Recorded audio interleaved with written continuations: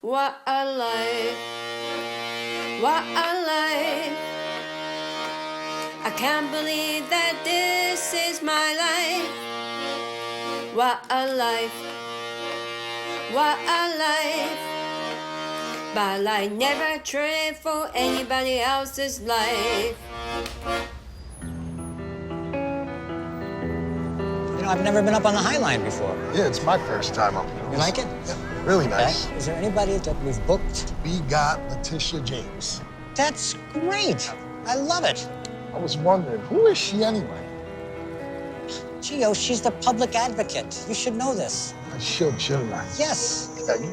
All right, well, see, but this is a problem, because I think a lot of people are not sure, like, who she is. So if we're gonna talk to her, we should talk to, like, everyday New Yorkers and see what their concerns are and see what she has to say about them. You from New York? New Jersey. Jersey, all right.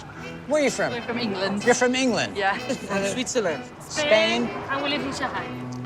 And you live in Shanghai? New Yorkers? New Yorkers? Did you play in a very, very creepy movie? Did I play in a very creepy movie? Me? What's your name? Greg. Greg. Greg, yeah, I'm from Sydney, Australia. Sydney, And Australia. I'm bumping into you. I cannot believe this. I can't believe it either. Where are you from? I'm from New York, Oh, Wait a we minute, got like one. New York or Long like Westchester, New York, like an hour north. So this is working out really well. We're not finding any New Why'd we Yorkers. come up here? Let's get out of here. Maybe go across town.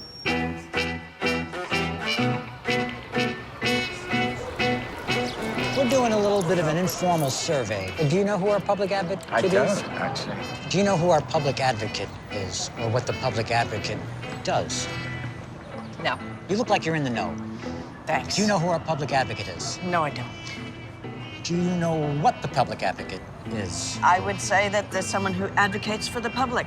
There's probably somebody who says, the folks would like it if we... I think that's it, in a nutshell.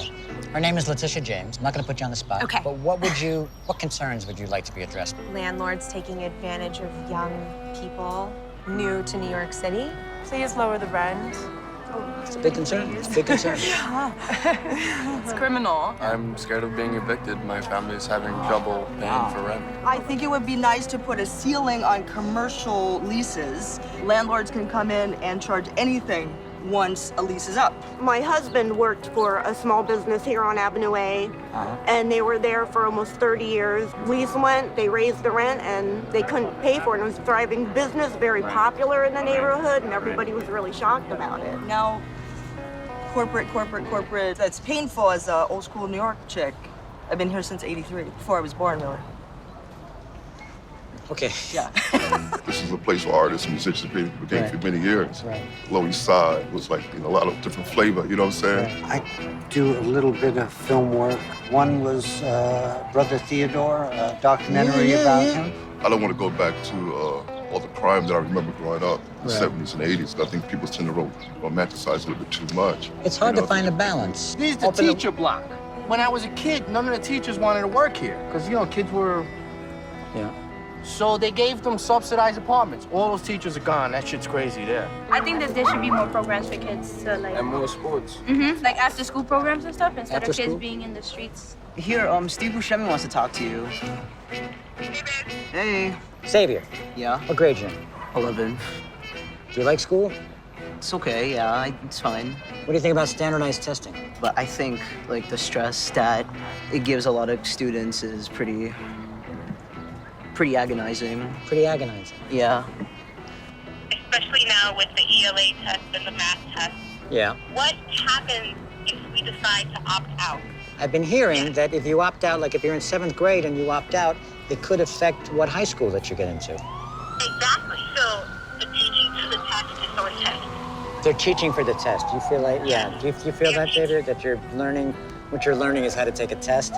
Yeah, I really do feel that. I even had a teacher that said to our class one time, like, oh, all you need to do is pass this test. It's so easy. Like, I would like to learn a little more. I gotta ask you a question.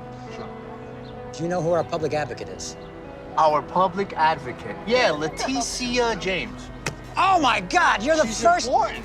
Nobody knew who that was? Love this guy. Not many people know who she is. She's kind of important. You should know who she is. Yes, well, I know who she is.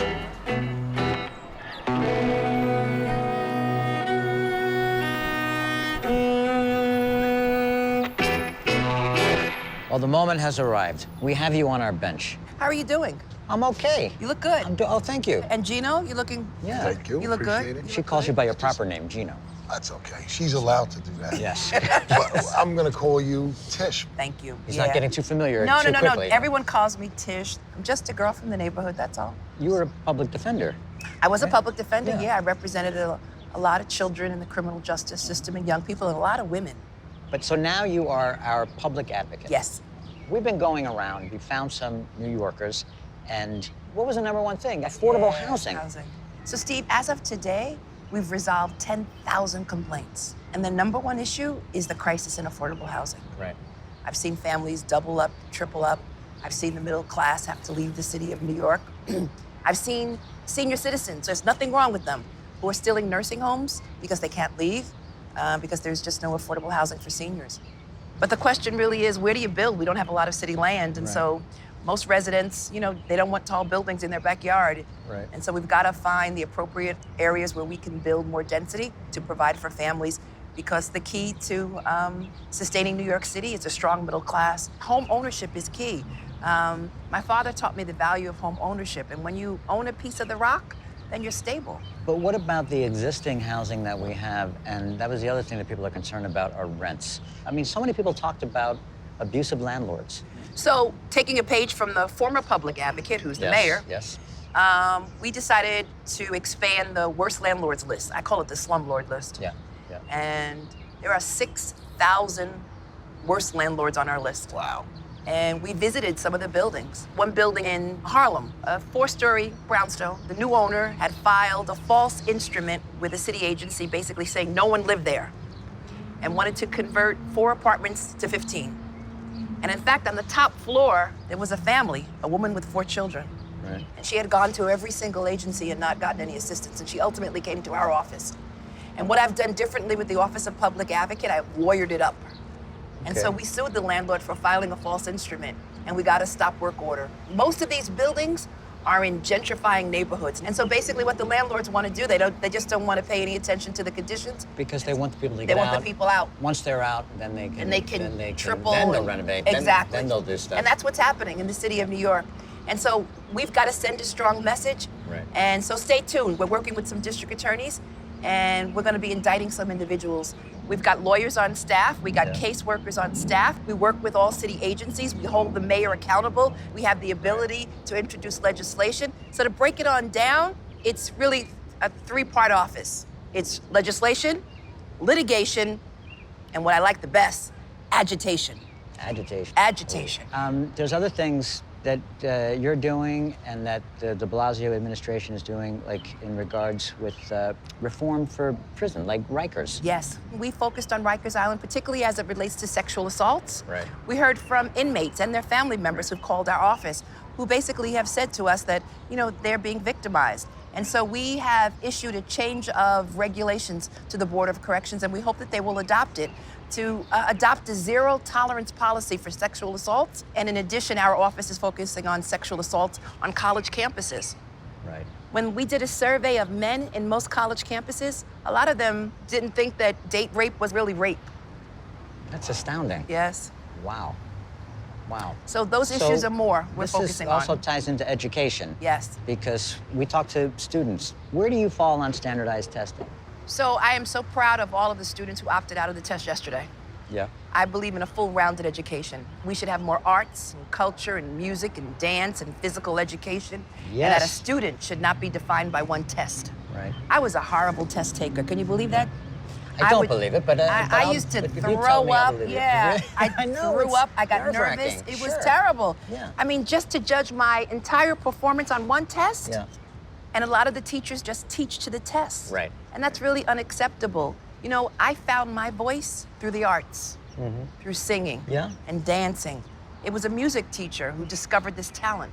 When she introduced me to arts and culture, that's when I decided to get more you know, focused on academics. I mean, I'm with you. I mean, I really believe part of the reason that so many people come to New York is they love the feel of the city, but they come for the arts, too. I know. So we have to support our artists who live here, and a lot of them can't pay the rent. Have we gone past the tipping point? Like, sometimes I feel like, can we get it back to, you know, where people can have good jobs, pay their rent, stay in the city, and not be so anxious about, you know, having to survive here. I mean, they should be able to thrive and not just survive. So, Steve, I am drunk on hope.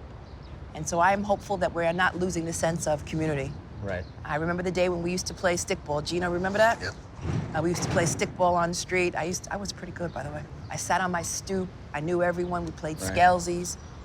That was Brooklyn that I remember. Right. And I'm hoping that we don't lose that. I believe in development from the ground up and giving voice to parents, giving voice to community. And sometimes it's messy and loud and ugly. But that's what's great about New York City. Yeah, yeah. Is there anything else that you would like to? No, but I would like to be your leading lady in the film. See that? But why are you I laughing? think they do a great job. We could do a scene or great leading something. lady. You know, because I'm term limited. I have to gonna leave office in a couple of years, and you never know. Yeah, but then you're going to move up. Oh, You know, God. yes, yes, come on. Thank Come you on. for having me. Yes, all right. Well, Thank you. Thank you. I could be your leading lady, too. I wish you would. hey, I'm going to leave, and you two can, Thank you so much. All right. Thank you.